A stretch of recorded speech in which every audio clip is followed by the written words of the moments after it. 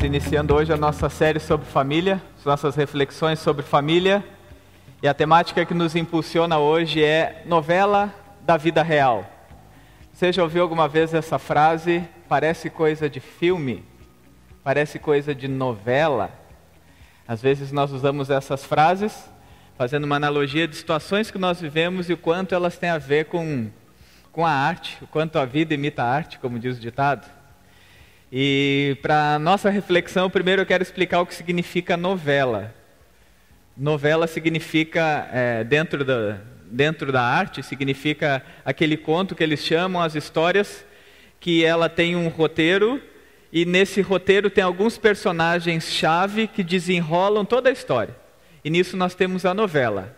Talvez entre nós tem gente que goste de novela. Talvez entre nós tem gente que não sabe o nome de nenhuma novela, como é o meu caso. A última novela que eu lembro é Fera Ferida, que eu devia ter uns 3 anos de idade na época, não sei. Eu lembro do nome também, não lembro da novela. Mas eu não sei o nome de novela, mas a novela faz parte da cultura brasileira. E como nós temos esse desafio de sempre tentar lidar com a cultura de uma forma de enxergar Deus e ver como Deus se manifesta em todas as áreas, o nosso desafio desse mês foi o desafio de tratar de família a partir dessa temática, a novela. Essa história que gira em torno de personagens, e é claro que nós vamos falar aqui dos personagens da vida real, e por isso a analogia entre a palavra novela e reflexões sobre a vida e novela da vida real, que é disso que nós queremos falar.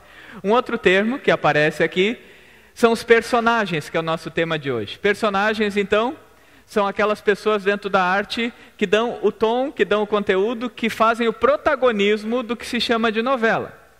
E nós queremos falar um pouco sobre esse protagonismo, mas antes eu queria convidar você a refletir sobre algumas coisas nesse tema. O primeiro deles, personagens, normalmente, eles trazem uma visão de que, de certa maneira, nós nos enxergamos neles. Quando nós vemos um personagem num filme, numa história, numa novela, nós vamos fazendo conexões do que a nossa vida tem a ver com os personagens. Assim que acontece. E é interessante quando nós olhamos para o mundo dos personagens, olhar um pouco também, que vai além da novela, mas, por exemplo, os personagens que eu pesquisei de como e em que momento da história surgiram os super-heróis.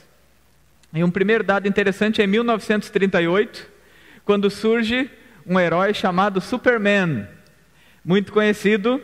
Diz que foi uma revista escrita com uma história que nem havia muita ideia de que fosse um sucesso, e já na sua primeira edição a revista do Superman foi um estouro de vendas. E é interessante, analistas, pessoas que estudam sobre heróis falando sobre o Superman, dizem assim: a revista foi um estouro de vendas, pela primeira vez o mundo foi tomado por um super-herói. E a humanidade nunca havia precisado tanto deles.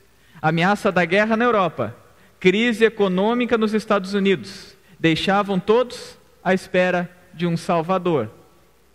Havia uma situação no cotidiano, na vida das pessoas, em que, de certa forma, mesmo que seja através do entretenimento, o refúgio de olhar que existe alguém mais poderoso que vai superar as dificuldades, trazia uma esperança para as pessoas.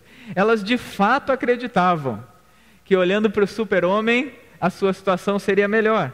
E um outro dado interessante, ainda pensando em personagens, é que em 1939, então, se tem início a Segunda Guerra Mundial.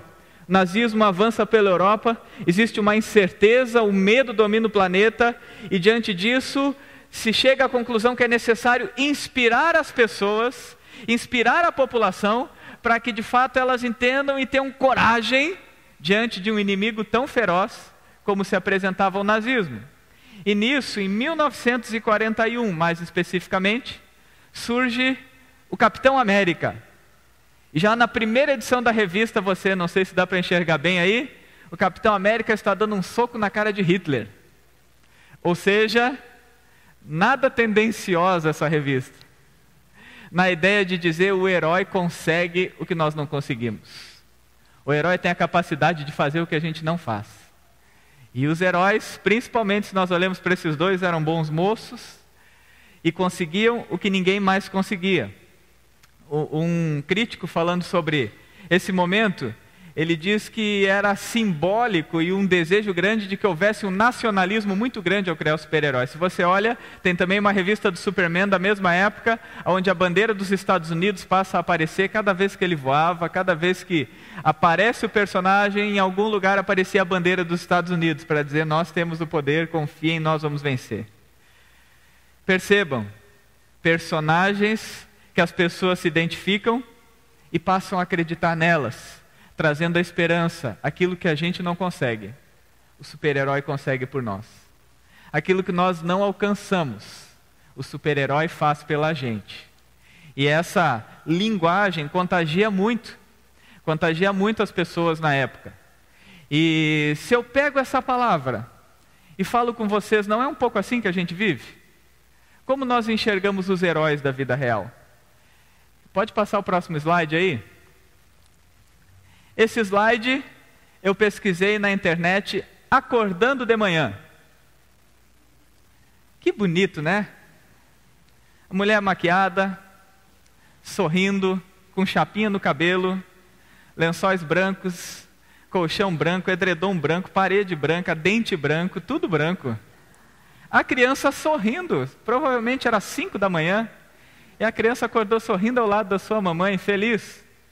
Essa é uma visão. Mas eu acho que a nossa realidade tem mais a ver com a próxima imagem. Pode mostrar. Não é verdade?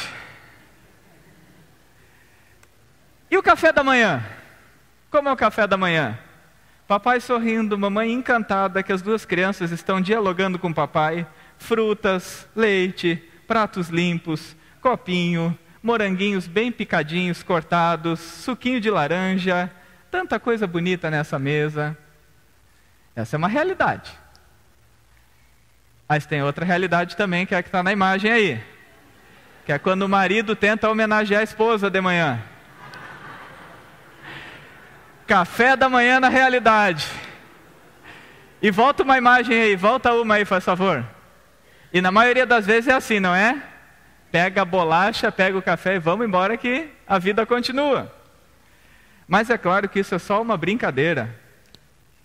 Porque na vida real não é assim. Eu não sei como você percebe isso, mas a gente costuma criar heróis, inclusive, para as nossas casas. Quando a gente pensa na família, a gente começa a pensar na família utópica.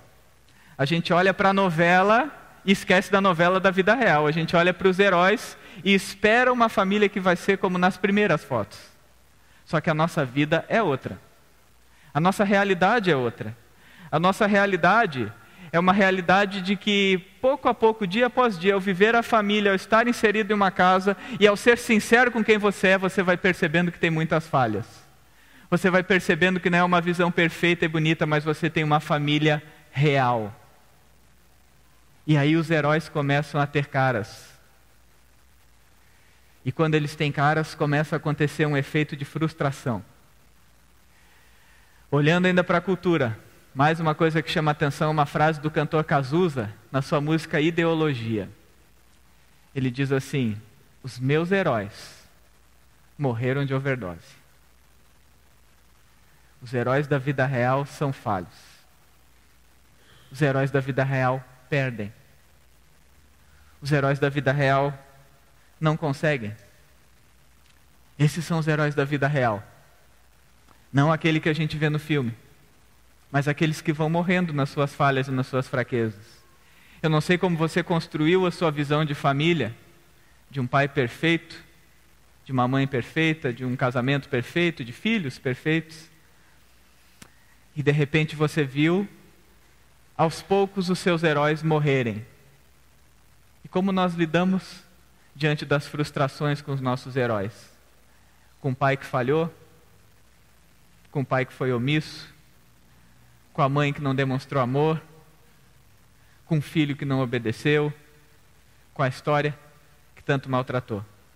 Vivemos em famílias reais. E todos que vivem em famílias reais percebem que os personagens são reais. E que os heróis um dia morrem. Não somente fisicamente, mas morrem no conceito de entendermos eles como heróis. Porque são pessoas, são falhas e são limitadas.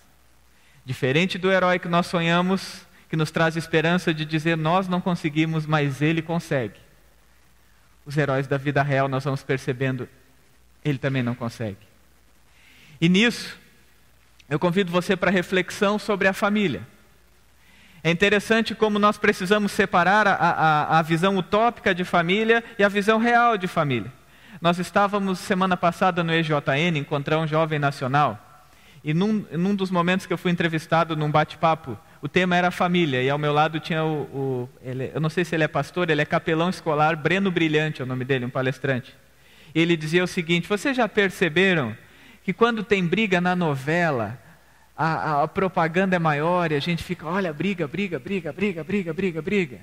Que quando no filme diz assim, em tal minuto tem uma guerra que explode tudo, que todo mundo briga, fecha o pau. A gente diz, nossa, vamos prestar atenção nessa cena. O trailer enfatiza essas cenas. Ele diz assim, nós gostamos disso, quando se trata de entretenimento. Mas quando a briga é na nossa casa, a criança vai para a escola mais triste. A comida não desce da mesma maneira. A vida vai perdendo o gosto. Meu desafio para você nessa noite é que você pare de encarar a vida numa visão de que você é um herói, de que seu esposo será um herói, de que a sua esposa será uma heroína, de que sua mãe e seu pai são heróis, de que seus filhos, os príncipezinhos e as princesinhas, vão viver num palácio, cantando Let It Go para vocês. A vida real é diferente. E é sobre isso que nós queremos falar hoje. E olhando para a palavra de Deus, pastor Peter Escaseiro nos traz uma grande contribuição, quando ele vai falando da verdade sobre os seres humanos. Ele diz assim, a Bíblia não esconde as falhas e as fraquezas de seus heróis. Moisés foi um assassino. A esposa de Oséias foi uma prostituta. Pedro censurou Deus. Noé se embebedou. Jonas foi um racista. Jacó um mentiroso. João Marcos abandonou Paulo. Elias esgotou-se emocionalmente. Jeremias era deprimido e tinha pensamentos suicidas. Tomé duvidou. Moisés era temperamental. Timóteo tinha úlceras. E todas essas pessoas mandaram a mesma mensagem: que todo ser humano, independente dos seus dons e forças, é fraco, vulnerável, dependente de Deus e de outras pessoas. A Bíblia fala de vida real. A Bíblia tem pessoas reais. E esses heróis da fé nos ensinam uma lição. Todos nós diante de Deus somos limitados, somos falhos, somos heróis que vão morrer nas suas limitações e fraquezas.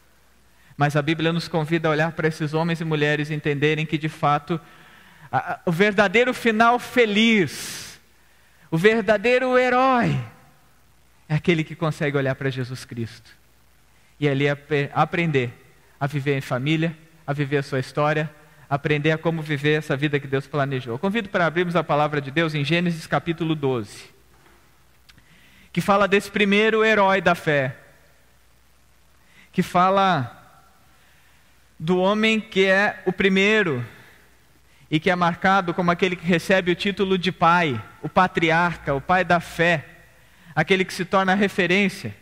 E Abraão é pai da fé para muitas religiões, não somente para o cristianismo. A essência de Abraão, o pai da fé.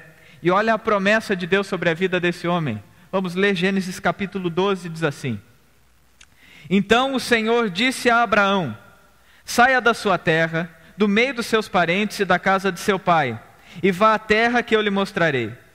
Farei de você um grande povo e o abençoarei. Tornarei famoso o seu nome e você será uma bênção. Abençoarei os que o abençoarem e amaldiçoarei os que o amaldiçoarem. E por meio de você, todos os povos da terra serão abençoados. Deus chama Abraão com uma promessa de que no caminho da obediência a Deus, Abraão seria uma verdadeira bênção. E mais, que além de ser abençoado, ele seria um abençoador, que a partir dele, todos os povos da terra seriam abençoados. Abraão é a referência, Abraão é um exemplo. Abraão é aquele que a Bíblia está nos dizendo, olhe para ele, para ser abençoado. Aprenda com ele, entenda esse personagem, viva a sua fé dessa maneira, para ser abençoado. Êxodo, que eu destaquei ali, Êxodo capítulo 3, versículo 6, é quando Deus está se apresentando como Deus poderoso. Ele diz, eu sou o Deus de Abraão, o Deus de Isaque e o Deus de Jacó. Eu sou Deus do Pai, do Filho e do Neto. Os patriarcas, os pais da fé, homens que a Bíblia nos mostra como aqueles que a partir deles, eles experimentariam bênçãos na sua família e abençoariam as famílias da terra. Bonito, verdadeiro, profundo. Porém, muitas vezes nós caímos no engano de tentar romantizar a família bíblica. De pensar, quem sabe, nesses personagens como super-heróis, sem falhas, sem fraquezas, sem limitação. Quem sabe o desafio para você, assim como eu, é olhar para esses personagens, não pensando que eles fazem algo que nós não vamos conseguir fazer, mas de que eles são alguém como nós, e que descobriram a depender da graça de Deus na sua vida. E por isso chegaram onde chegaram, por isso abençoaram como abençoaram, por isso foram felizes da maneira que foram. Quando falamos que a Bíblia não esconde as fraquezas, pelo menos algumas coisas se repetem tanto na vida de Abraão, de Isaque e de Jacó. E já fica o desafio para você voltar semana que vem, nós vamos falar especificamente sobre essas coisas que se repetem de geração em geração nas famílias. Mas as famílias desses homens, por exemplo, Abraão mentiu 2 vezes a respeito de Sara, com medo de povos inimigos e do faraó, dizendo, ela não é minha esposa, com medo que por acharem que ela era a esposa dele, ele fosse prejudicado. Ficou com medo e foi omisso e mentiroso, escondeu a verdade. Isaque, seu filho, no casamento com Rebeca, fizeram a mesma coisa, mentiram, um protegendo um filho, outro protegendo o outro. A família deles tinha mentiras. A família de Jacó, então, nem se fala. Jacó, o neto, ele era chamado de enganador, o seu nome significava enganador, e todos os seus relacionamentos iniciais, toda a sua história é marcada por enganação e por mentira. Os filhos de Jacó, 10 deles, mentiram para o seu pai, dizendo que José havia sido morto. 4 gerações marcadas por mentira nos heróis da fé. Se nós olhamos outra coisa que se repete ao acabar com essa realidade de um herói perfeito, é que tanto Abraão, quanto Isaque, quanto Jacó tinham filhos preferidos. Gostavam mais de um do que do outro, e isso ficava claro. E com isso também deixaram marcas nos relacionamentos dos filhos.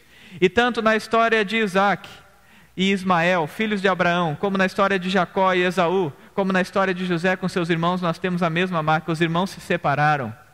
Os irmãos tiveram ódio. Os irmãos precisavam de perdão. Essa palavra começa a ter a ver com a tua vida?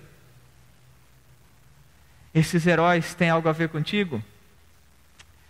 Todos eles, os heróis da fé, Abraão, Isaque e Jacó, tiveram casamentos com muitas manchas, com muitos erros. Abraão teve um filho com Agar fora do casamento, e mais ou menos porque ele era omisso, e na sua omissão a mulher dele disse, vai ter um filho com ela, e depois ela mesma se revoltou com ele. A falta de presença e de atitude de Abraão contaminou a sua família, e contaminou a geração dos seus filhos. E Isaque teve um terrível relacionamento com Rebeca, tanto é que a Bíblia nos diz que alguém foi achar uma esposa para Isaque, e que ao se relacionar com ela, ficaram numa disputa, e um enganando o outro, jogando para ver qual elegia o filho preferido como o que teria o direito da primogenitura, o direito do filho mais velho. Na história de Isaque, e também na história de Jacó, alguém que teve dificuldades nos seus casamentos, alguém que teve uma história de enganação e de mentiras e de dificuldades com seu sogro também. Olhemos para a palavra de Deus. Ela nos fala de vidas reais. Ela nos convida para tirarmos as máscaras que colocamos nas nossas vidas e nas nossas famílias. Eu lembro, certa vez postamos uma foto no Facebook e alguém escreveu embaixo: família perfeita. Eu olhei para cá e desfiz. Tá sabendo legal, né? Só na foto. Família real. E hoje, quem sabe, nós somos contagiados pelas ondas das redes sociais, que temos uma necessidade de colocar foto sorrindo. Não quero acabar com o trabalho dos fotógrafos. Necessidade de ter foto trabalhada no Photoshop com gente sorrindo, de colocar foto, expor a nossa família para alguém vir e falar: família linda, perfeita, feliz. Mas você sabe que atrás da foto você tem uma família real? Você sabe que dentro de casa, quem convivesse, quem sabe diminuiria em quase todos os elogios, se fosse de fato ver como é a sua família. Famílias reais, meus queridos, a minha e a tua. Peter Escaseiro fala uma seguinte frase, ele diz assim: a sua família, semelhante à minha, é também marcada por consequências da desobediência dos nossos primeiros pais, como descrito em Gênesis 3. Vergonha, segredos, mentiras, traições, relacionamentos rompidos, decepções e anseios não resolvidos por amor incondicional estão debaixo da camada de verniz até das famílias mais respeitáveis. É verdade. Peter Escaseiro acerta em cheio. Ele disse: tem algo que une todas as suas famílias, é que eles têm as suas marcas de decepções, de frustrações, de fraquezas e de falhas. Marca a história de muitas famílias e marca a nossa. Algumas com efeitos terríveis para a tua e para a minha história, outras que a gente consegue superar. Mas você percebe, ontem ainda nos jovens o nosso tema também era sobre família, e eu trouxe uma reflexão em cima de uma frase de Elis Regina, naquela música Como Nossos Pais, que ela diz assim: a minha dor é perceber que apesar de tudo que vivemos, nós ainda somos os mesmos, e vivemos como nossos pais. Tudo que um dia a gente disse: eu vou fazer diferente, quando vê, faz parte da nossa casa. As reclamações, o vitimismo, da maneira que nosso pai e que a nossa mãe um dia foram, acompanha a nossa história, e um dia o nosso filho olha para nós e diz: você é igual. A esposa olha e diz: você é igual ao seu pai. E ela não fala isso com o olhinho cheio de coração. Quase sempre é numa hora bem difícil. A realidade, queridos, a realidade de quem nós somos nessa novela da vida real. É o desafio de aprendermos com Deus, que Deus nos convida para sermos pessoas reais diante dEle. Porque tantas vezes nós queremos lutar e queremos nos apoiar em personagens que não existem. Porque esperamos tanto que o nosso marido, aquelas que são casados, que os maridos sejam um personagem que não existe. Ah, eu me decepcionei com meu marido. Bem-vindo ao mundo real. O marido não fala, mas lá dentro tem uma voz dele dizendo: eu me decepcionei com a minha esposa. Ele está na frente da TV pensando isso, mas ele vai dizer que não está pensando em nada. Bem-vindos ao mundo real. Quantos filhos vão sendo massacrados nas suas histórias, e é claro, alguns precisam de tratamento, nós sabemos da gravidade disso, mas passam a vida inteira se escondendo: é culpa do meu pai, é culpa da minha mãe. Assuma que você também é um ser humano real. Enxergue com amor as limitações da tua família, porque a única coisa que nos iguala é que nós também vamos falhar. A dor vai ser perceber que nós somos os mesmos, mas a libertação é quando você encontrar o amor de Jesus para te transformar. Quando o amor de Jesus fazer com que você perceba que a história da tua família é a história de pessoas reais, que você precisa e deve aprender a amar. A nossa história é uma história na qual nós devemos aprender assim: não existe nenhuma família perfeita. No livro de Bênçãos e Traições, que é um livro que retrata de forma clínica, é uma coletânea de escritos de psiquiatras e psicólogos falando sobre Abraão, Isaac e Jacó. Eles dizem assim: ainda não encontrei nenhuma família perfeita, ideal, em que tudo sempre está bem. Não.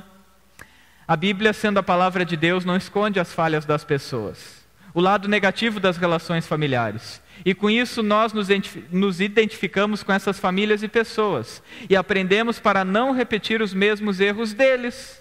Mas acima de tudo, se o pecado é revelado, então a graça, o amor de Deus é ainda maior. Por exemplo, se a Bíblia fala de brigas e divisões, ela não deixa de falar da maravilha que é a reconciliação. A paz é a restauração de pessoas e famílias conforme a boa vontade de Deus. Não se encontram famílias perfeitas. Não se encontram famílias em que tudo sempre está bem. Eu não sei como está a sua família. Eu não sei o quanto essa família marca a tua história. Mas eu quero te dar uma notícia. Você pode viver a vida inteira sofrendo e achando culpados pela história que você tem. Ou você pode hoje mesmo entregar essa tua história para Deus. Colocá-la nas mãos de Jesus Cristo. O evento da cruz, o que Jesus fez na cruz e foi o louvor que nós cantamos, nos diz: você não consegue. Assuma a realidade de que você não consegue. Pare de jogar expectativas nos outros que nem você consegue cumprir.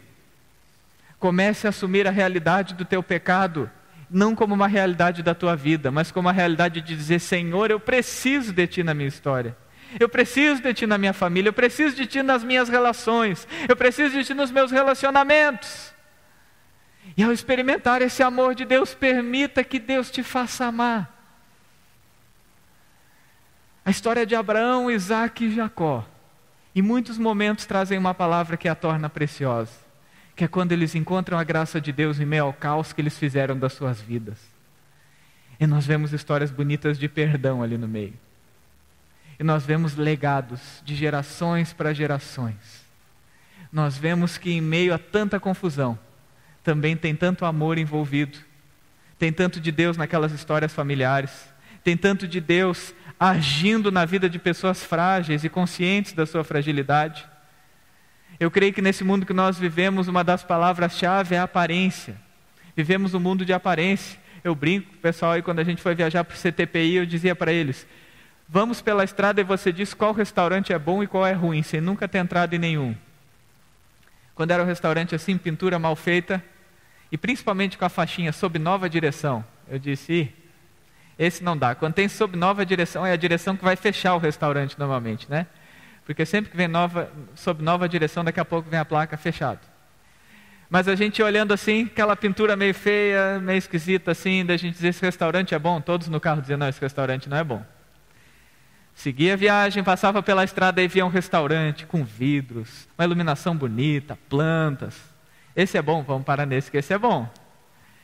Aí chegava até o banheiro cheirosinho, limpinho, e dizia: esse restaurante é muito bom. A gente nem tinha pedido a comida ainda. Mas é impressionante como dentro de nós tem algo que nos motiva e nos influencia através da aparência. Você já percebeu isso? Tem um escritor que diz que as pessoas não devem se vestir bem, se arrumar para serem vistas, mas para serem ouvidas. Porque o nosso mundo é um mundo contagiado pela aparência. E isso envolve, quem sabe, a tua esperança sobre a família. Que você quer ser contagiado pela aparência. Que você quer ter uma foto bonita para postar na internet. E quem sabe, se tiver muitas curtidas, você até esquece da briga da manhã. Porque nós somos contagiados pela aparência. Quem sabe nós queremos ter o filho que vai passar em primeiro na universidade para poder divulgar bastante. Porque nós somos contagiados pela aparência. Quem sabe somos contagiados pela aparência. Mas nós vivemos famílias reais. Tem uma música que diz: quem é você quando ninguém vê? Louvor que diz assim: quem é você quando ninguém vê? Eu pergunto: quem é você na sua casa? Com as suas lutas, com as suas dores, com a sua história, com as suas lembranças, com a história da sua família. Pelo menos duas certezas eu tenho sobre a história da sua família. Muitos nessa história, em muitos momentos dessa história, você tem que ter gratidão. Primeiramente porque Deus que te colocou nessa família. Amigos a gente escolhe. Já ouviu aquele ditado? Família não. Mas essa família nos ensina a viver. Essa família nos permite sobreviver. Só que essa família, ela tem manchas, que foi a mancha que marcou a história de todas as gerações, que é a mancha do pecado. E ao ter manchas do pecado, ela quase nos aprisiona, ela quase nos ilude de pensar: vamos aparentar que está tudo bem. Vamos esperar que as pessoas acertem. Só que nessa noite eu digo para você: o que Deus espera é que você diante da cruz assuma teus erros. E que você olhe para os erros das outras pessoas e entenda que com a cruz você pode fazer diferente. Quem sabe é uma palavra para o teu casamento nessa noite. Para de esperar a perfeição. Aprenda a amar. Quem sabe é para relacionamentos conturbados de pais e filhos. Para de esperar a perfeição. Para de esperar o que você não consegue fazer pelo outro e começa a amar. Nós tivemos muitas histórias no encontrão. Outra também lembrei nos jovens ontem, quando uma jovem contou que ela a vida inteira teve um relacionamento muito conturbado com o pai dela. Ela e a mãe dela eram as pessoas ativas na casa. O pai era omisso. E ela cresceu ouvindo a mãe xingar o pai. E também ela logo pegou o ritmo de fazer tudo e deixando o pai de lado. O pai perdeu o emprego, quebrou a empresa, se eu não me engano, e foi se tornando uma figura que era quase desprezada dentro da sua casa. E essa menina conta que ela nunca teve proximidade com seu pai, nunca teve diálogos com seu pai, até que um dia ela teve a oportunidade de se aproximar dele numa situação muito difícil, que foi quando o pai dela descobriu que tinha câncer. E ela precisou cuidar dele. E ali ela se aproximou. E ao ter aquela experiência de estar ao lado do seu pai na enfermidade, ela foi percebendo. Ele até queria, mas ele não conseguiu fazer tudo certo. Ele até gostaria, quem sabe, de ser melhor, mas alguma coisa na sua história fez com que ele fosse assim. Era um personagem real. Era um personagem, um pai de família real, que quem sabe até tentou, mas falhou. E ela disse que aprendeu 2 lições ali. A primeira, eu aprendi que eu tinha que perdoar meu pai, porque eu não podia carregar ele com uma culpa, com uma espera de uma humanidade caída e falha como a nossa. Uma segunda coisa que ela diz é: eu aprendi a amar meu pai. O perdão e o amor transformam qualquer relacionamento e nós precisamos aprender. Quem sabe nesses personagens da tua história, tira a capa de super-herói deles nessa noite, mas não derruba eles no chão. Olhe para eles sabendo que são humanos como eu e você. Quem sabe para a tua história, tira essa capa de super-herói de achar que você está sempre certo e os outros estão errados. De achar que você vai resolver agora a história da família, que vai começar em você. A nossa história só começa em Jesus. É só quando Jesus é aquele que encontra pecadores como eu e você que dizem: eu não consigo, mas eu preciso, Senhor. Aí a nossa história começa a mudar. Eu não consigo, mas eu preciso. Os jovens vão ouvir algumas histórias repetidas, mas eu tenho que encerrar com aquela de ontem. Desculpa aí.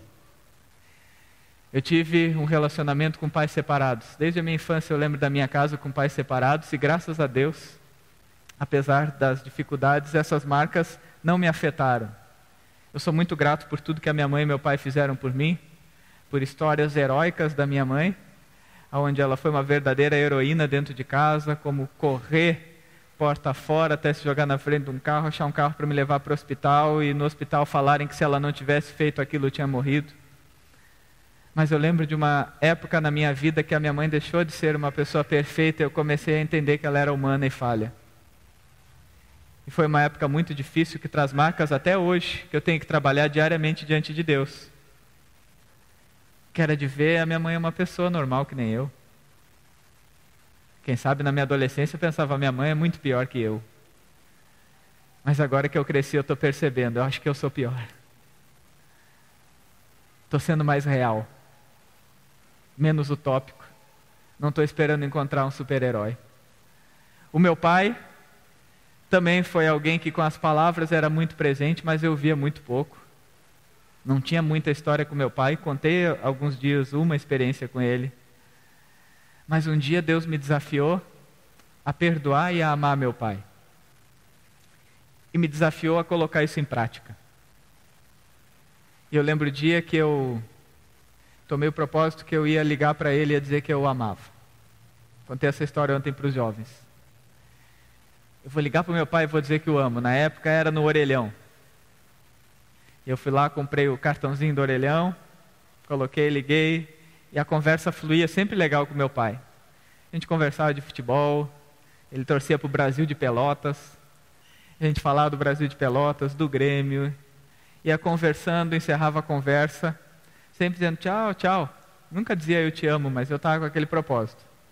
Aí eu peguei o telefone e fui nervoso por orelhão, parecia que eu estava apresentando um TCC. Mas o desafio era só dizer, pai, eu te amo. Peguei o telefone, conversa vai, conversa vem, quando chega perto do final, então tá, pai. Então tá, meu filho. Tchau.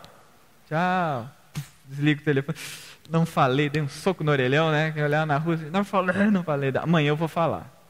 Amanhã eu vou falar que eu amo ele. Vou conseguir. Foi no outro dia a mesma coisa. Quando começou a... Por que a gente é assim, né? Quando chegou perto da conversa, eu estava com o coração tuc, tuc, tuc, tuc, tuc, tuc, tuc. Ô pai, tudo bem? Tudo, meu filho. Então tá bom, tchau. Deu...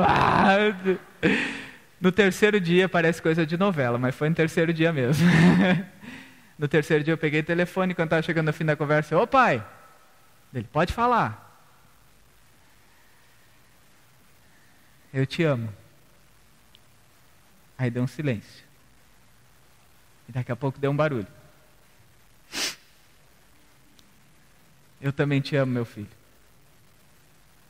Meu pai não foi um homem perfeito. Meu pai se enredou muitas vezes não para me prejudicar. Você consegue perceber? Mas é porque a vida dele era do jeito que foi. Mas eu, diante de Deus, coloquei esse propósito. Eu vou dizer que eu amo. Menos de um mês depois, o telefone tocou, me dando a notícia que meu pai havia falecido. Eu pude dizer para ele, eu te amo.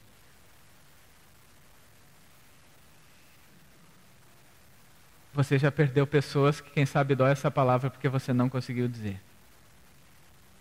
Mas tem tantas outras na tua família, tantos personagens, tantos relacionamentos machucados. Ame. Deixe Jesus ser suficiente na tua história e assumir a realidade de quem você é. E nessa noite tome o propósito de dizer, eu quero amar. Eu quero viver uma vida real na minha casa. Porque é na vida real que encontra Jesus que nós temos histórias felizes.